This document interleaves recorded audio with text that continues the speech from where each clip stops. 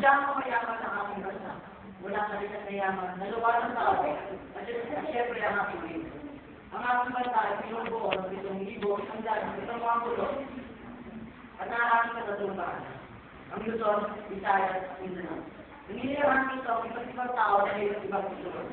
Sa iba't ibang kultura, gumagamit sila ng sariling nila.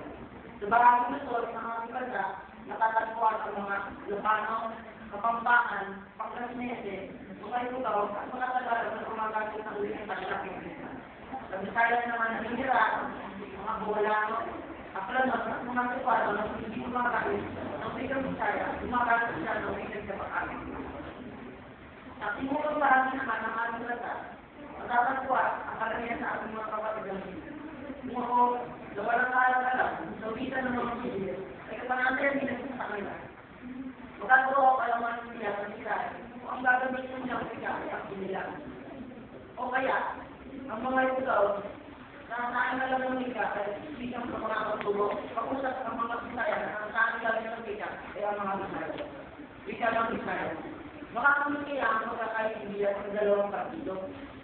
Ang wikang Pilipino ang nagbibigay sa atin ng kalayaan kaya ang nais natin sa kapwa Pilipino. Sa panghuhugayan nito, nakakamit ang pagkakaintindihan. Bunga naman ang pagkakaintindihan, nakakamit.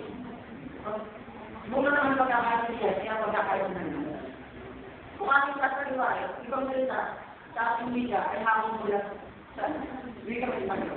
Natatandaan niyo pa ang karoon niya kung kaya ng bansang China. Isa-isa ngayon ang ating wika, wika ng mga taga-Honduras, ang wika Ingles. Kapag isa sinabi sa ating wika, ibang salita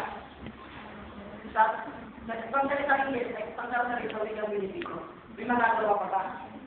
Ngunit, ngayon nakakalot at isipin, sa panahon namin ngayon, tayo na rin mga Pilipino ang mamatay sa ating sariling wika. Masyado na namin nilalakas ang wika ng ibang bansa, dumarating sa ating kaisipan, na kapag marunong ka mag-Ingles, magaling ka. Pag sinabi ko, umulit ako,